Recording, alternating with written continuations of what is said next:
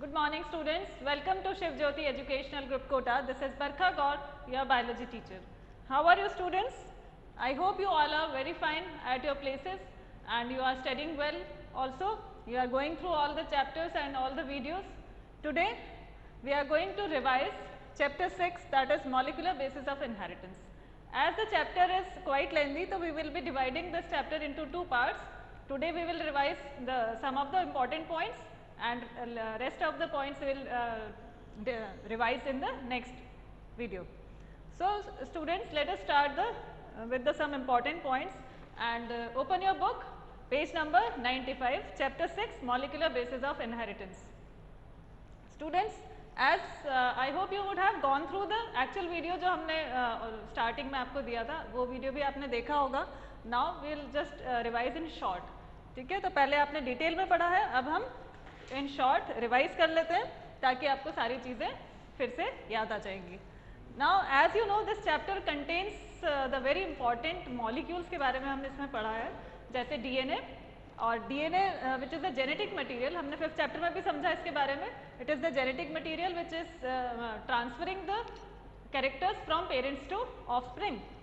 So the basic thing which is the DNA which has the hereditary characters, how it is replicated. इस chapter में हम पढ़ेंगे replication के बारे में, मीन्स डीएनए से डीएनए कैसे बनता है, उसकी डुप्लीकेट कॉपी कैसे बनती है. Then will study how DNA is changed into RNA, जिसको हम ट्रांसक्रिप्शन कहते हैं.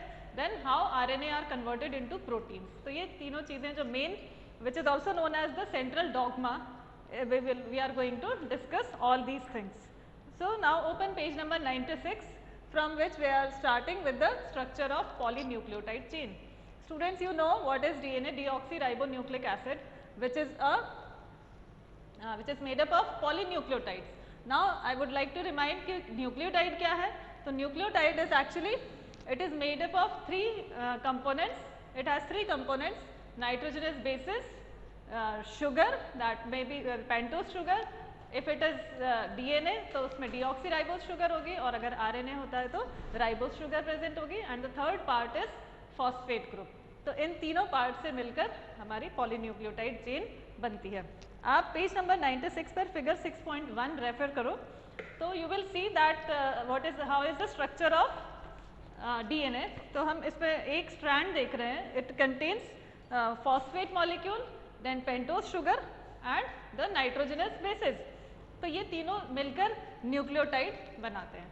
ठीक है. And again if we categorise कि व्हाट इज नाइट्रोजन बेस, तो nitrogen bases can be of two types. They are made up of purines and pyrimidines.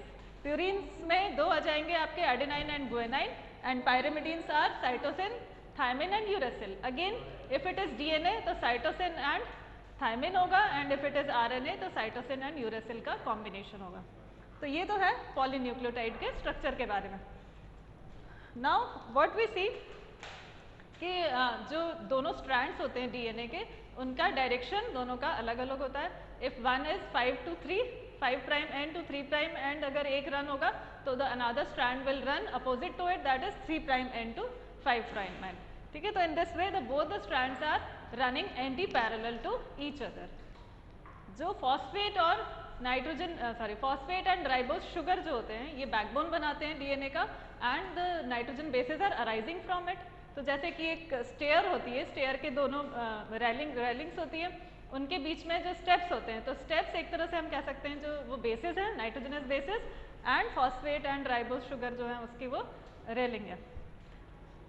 तो now we सी कि किस तरह से जो नाइट्रोजनस बेसिस होते हैं, see page number 97, nitrogenous bases that is adenine, thymine, guanine and cytosine, इनका एक पर्टिकुलर रेशो होता है. ठीक है. They are present in a fixed ratio. तो टू एक्सप्लेन दिस रेशो या इनका पूरा प्रोपोर्शन एक्सप्लेन करने के लिए एरविन शारगाफ ने एक रूल दिया था जिसको हम कहते हैं Chargaff's rule. See page number 97, third paragraph. This paragraph contains this rule and you can see that what does this rule say कि the ratio between adenine and thymine and guanine and cytosine are constant. तो इन दोनों के बीच का ratio constant होगा.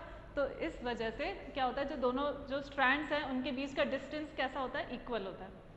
On this topic शारगाफ rule के base पे एक कैलकुलेशन वाला क्वेश्चन भी आ सकता है कि suppose adenine is present in 30%, then how much percentage will be of guanine. तो in this way by this rule, इस rule से हम इसको calculate कर सकते हैं कि कितना % में क्या चीज़ present होगी. So we can see that adenine is always equals to thymine and guanine is always equals to cytosine, or we can see write in this manner also, A plus G upon T plus C is equals to 1. So from this sort of formula you can calculate the percentage of any of the base.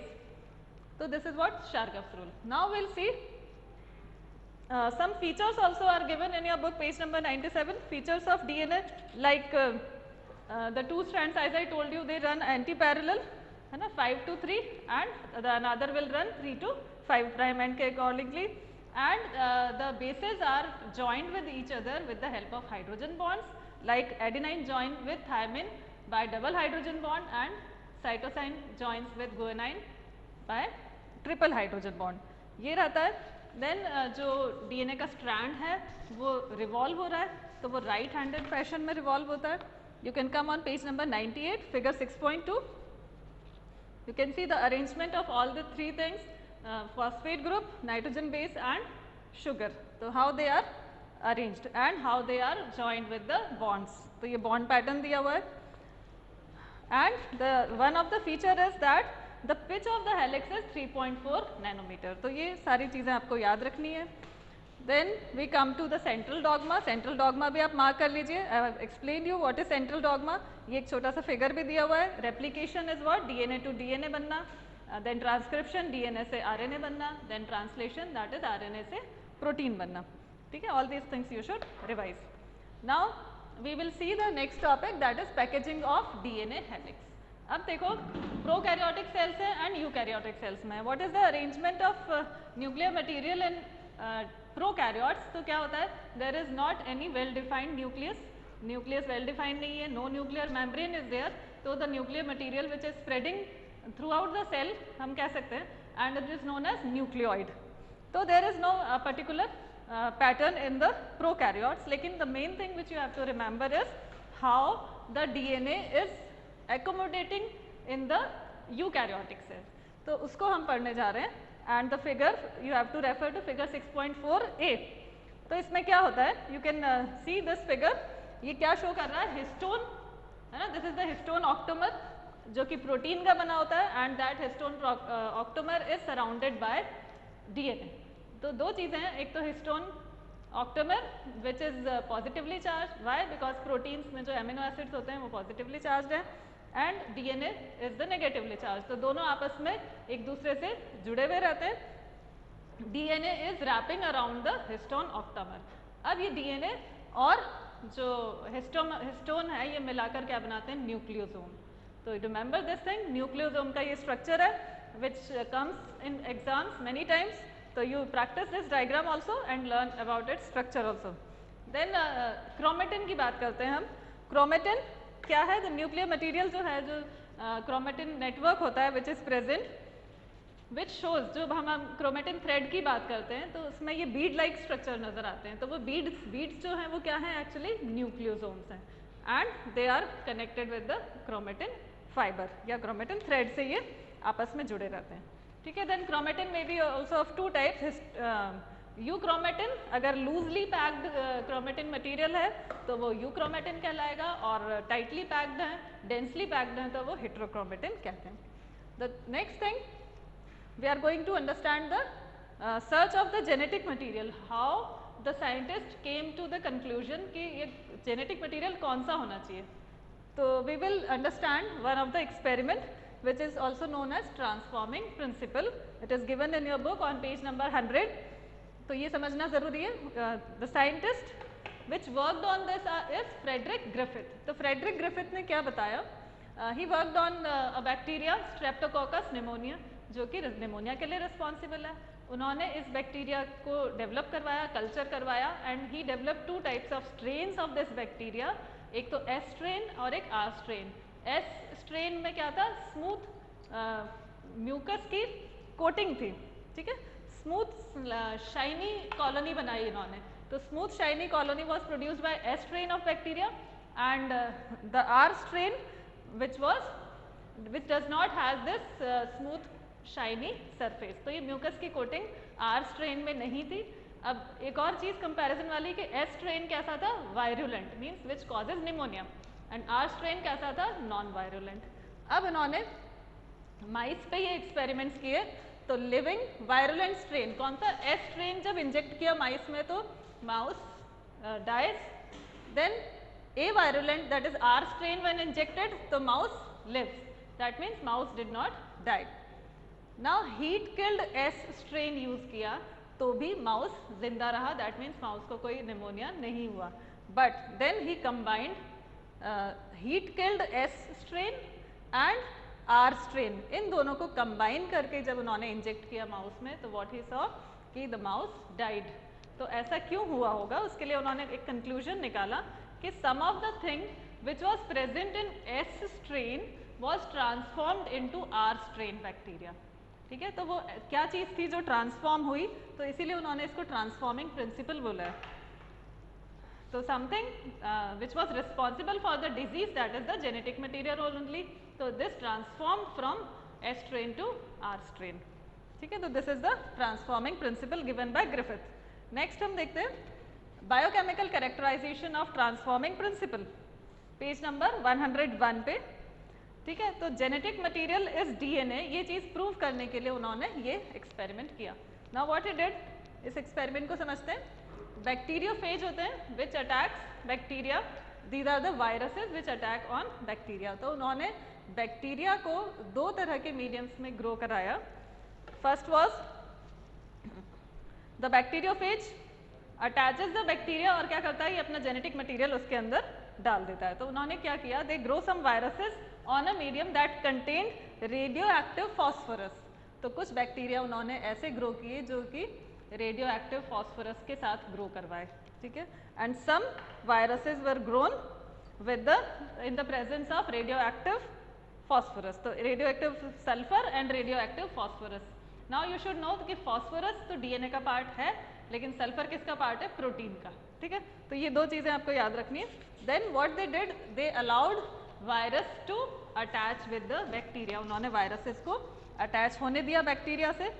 कौन सा bacteria, E coli bacteria में. ठीक है, then bacteria which was infected with virus which had radio active DNA. अब यहाँ पे जो viruses मिले जिसमें रेडियो एक्टिव डीएनए था, रेडियो एक्टिव फॉस्फोरस था, वो तो क्या हुआ, उससे हमें जो सेल्स मिले वो कैसे मिले, उनमें रेडियो एक्टिविटी थी. दो cells were had their radio activity, लेकिन जो जब हमने रेडियो एक्टिव सल्फर में जिसको ग्रो किया था उनके बैक्टीरियल सेल्स में रेडियो एक्टिविटी नहीं मिली. तो just see page number 102 second paragraph, you can C bacteria which was infected with virus that had radio active DNA were radio active. तो जिनमें रेडियो एक्टिव फॉस्फोरस था वो तो उनमें रेडियो एक्टिव डीएनए मिला, और जिसमें रेडियो एक्टिव सल्फर था उसमें रेडियो एक्टिव डीएनए नहीं मिला. बिकॉज क्या हुआ, जो प्रोटीन की जो कवरिंग होती है वायरस की वो तो ऊपर ही रह जाती है, तो अंदर तो क्या चीज़ जाएगी, only genetic material which entered into the bacteria. तो दिस प्रूव्ड कि transforming principle, and it proved कि DNA is the genetic material and not the protein. Next we'll see the properties of genetic material. That means we can compare DNA with DNA with RNA. So DNA और RNA में the main differences we have already given you, I have already explained in the main video. तो उसमें आप एक बार देख भी सकते हैं. In short मैं आपको 2-3 points बता देती हूँ. जैसे DNA is double stranded, RNA is single stranded, DNA is more stable, RNA is less stable. ठीक है, एंड डीएनए में जैसे हमने प्यूरिन्स और पायरिमिडीन्स देखे थे, तो पायरिमिडीन्स डीएनए में साइटोसिन और थायमिन होते हैं, जबकि आरएनए में साइटोसिन एंड यूरेसिल होते हैं. तो in this way we can compare. और आप पेज नंबर 103 पर आप देख सकते हैं there are many differences are given in your book also. So go through it. Then will see what about RNA. तो आरएनए एंड डीएनए को अभी हमने कंपेयर किया.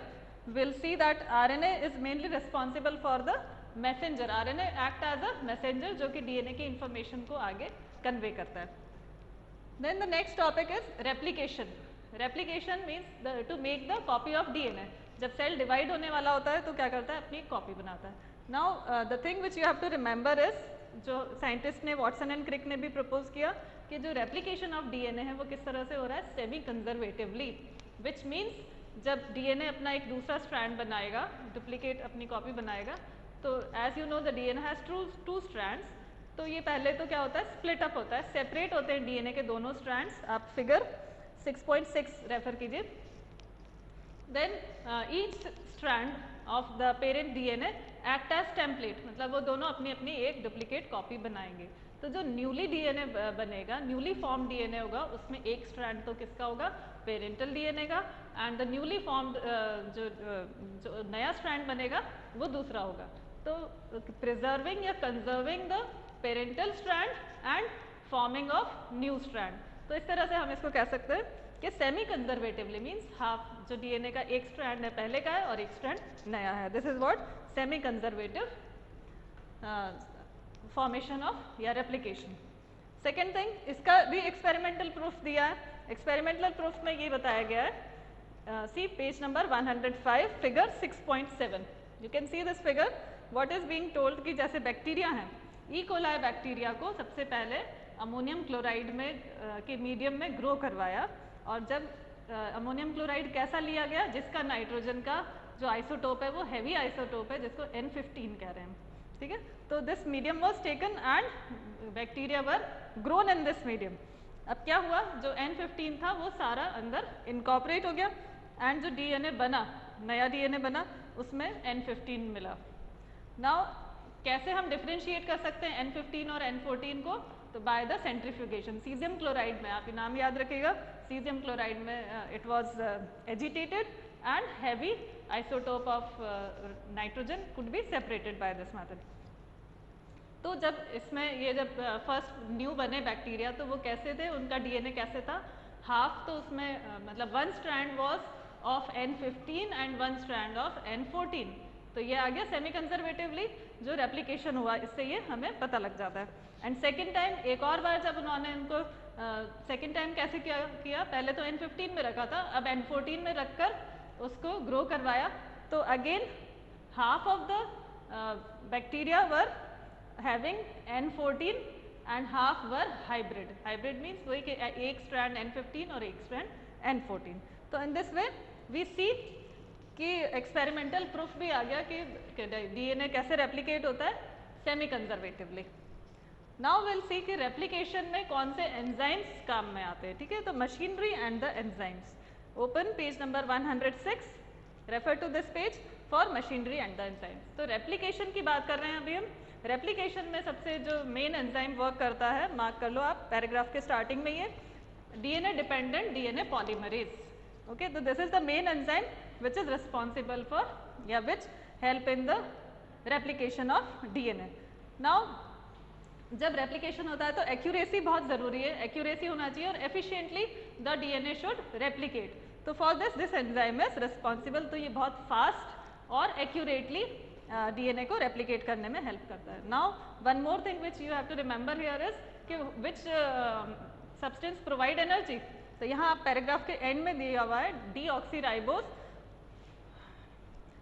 न्यूक्लियोसाइड ट्राइफॉस्फेट, तो DNTP, ठीक है, मार्क कर लेना। DNTP is the substance which act as substrate also and it provides energy also, correct. तो this you have to mark. Now जो रेप्लिकेशन फॉक क्या होता है, सी पेज नंबर 107 फिगर दिया हुआ है। रेप्लिकेशन फॉक मीन्स जब डीएनए रेप्लिकेट होने वाला होता है तो उसके स्ट्रैंड सेपरेट भी होते हैं, लेकिन सेपरेट होने के लिए बहुत एनर्जी की ज़रूरत है, too much energy is required. तो ये पूरा डीएनए पूरा आपस में सेपरेट नहीं हो पाता है, ओनली स्टार्टिंग में से एक कोने में से सेपरेट होना स्टार्ट होता है। तो इसको इसीलिए एक फॉर्क जैसा बन जाता है, जिसको हम रेप्लिकेशन फॉर्क कहते हैं। और जैसे ही वो डीएनए के स्ट्रैंड्स अलग होते हैं, दे अगेन वांट टू वापस से वो रिवॉल्व होकर होना चाहते हैं, ट्विस्ट होना चाहते हैं, तो उसको कीप इट सेपरेटली, इसके लिए हेलिकेज एंजाइम काम में आता है, ठीक है। हेलिकेज एंजाइम उनको अनवाइंड करने में हेल्प करता है। देन आप ये भी देख सकते हो कि जो रेप्लिकेशन हो रहा है इसमें जो दो स्ट्रैंड्स बन रहे हैं, एक तरफ तो क्या है कंटिन्यूस स्ट्रैंड बन रहा है और एक तरफ डिसकंटिन्यूस स्ट्रैंड बन रहा है। द डिसकंटिन्यूस सिंथेसिस में क्या हो रहा है, फ्रेगमेंट्स के फॉर्म में प्रेजेंट है, आगे चल के ये फ्रेगमेंट्स ज्वाइन हो जाएंगे। तो the enzyme which is responsible for joining these fragments is called the enzyme which is responsible for this is DNA ligase. तो ये भी आप मार्क कर लीजिए, डीएनए लाइगेज एंजाइम की जरूरत पड़ेगी। And the part of the DNA जहाँ पे रेप्लिकेशन शुरू होगा, the part of the DNA which take parts in replication, that region is called as origin of replication. ठीक है, ये आपके पेज नंबर 106 पर लास्ट लाइन में गिवन है। तो in this way replication takes place and the new DNA is formed. The one more topic which we are going to discuss in this video is transcription. तो अभी तो हमने replication देखा, transcription में क्या हो रहा है? The DNA is going to make RNA. अब DNA के जो दोनों strands होते हैं वो आपस में complementary होते हैं, adenine joins with thymine and guanine joins with cytosine. अब यहाँ पे जब RNA बनेगा तो thymine की जगह uracil आ जाएगा। ठीक है, तो transcription is what? Page number 107 पे the whole process is given. The process of copying genetic information from strand of DNA into RNA is known as transcription. तो ये पूरा process किस तरह से होता है, देखो ये फिगर आप स्क्रीन पे देख सकते हैं। This is the strand of DNA. अब इसके दो strands हैं, template strand and coding strand. Template strand जिसकी polarity 3 to 5 है, ठीक है, it will act as template, मतलब इससे आरएनए बनेगा। कोडिंग स्ट्रैंड ट्रांसक्रिप्शन में पार्ट नहीं लेता है।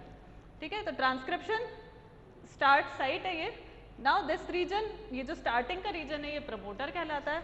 द बिटवीन जो मिडिल रीजन है वो स्ट्रक्चरल जीन है एंड एंड हो रहा है जहाँ से वो टर्मिनेटर जीन, टर्मिनेटर पार्ट कहलाता है। तो the promoter provides the site of initiation of the transcription, structural gene जिसका कि ट्रांसक्रिप्शन होना है, और terminator will help in the ending of the this process. Now why only template strand, only one strand ही क्यों copy करने के लिए या वो जो ट्रांसक्रिप्शन में पार्टिसिपेट करता है, तो उसके लिए पेज 107 पे ट्रांसक्रिप्शन टॉपिक में सेकेंड पैराग्राफ गिवन है। यहाँ पे क्वेश्चन बनता है कि why only one strand takes part in transcription. तो देखो अगर दोनों स्ट्रैंड ट्रांसक्रिप्शन करेंगे तो क्या होगा, वैसे भी आरएनए जो होता है वो सिंगल स्ट्रैंडेड होता है, तो we don't need 2 strands of RNA, और अगर दोनों बन गए तो वो एक दूसरे के कॉम्प्लीमेंट्री हो जाएंगे और उनसे बनने वाला जो प्रोटीन है it will be futile, means it will not give any information. So only one part take place in transcription.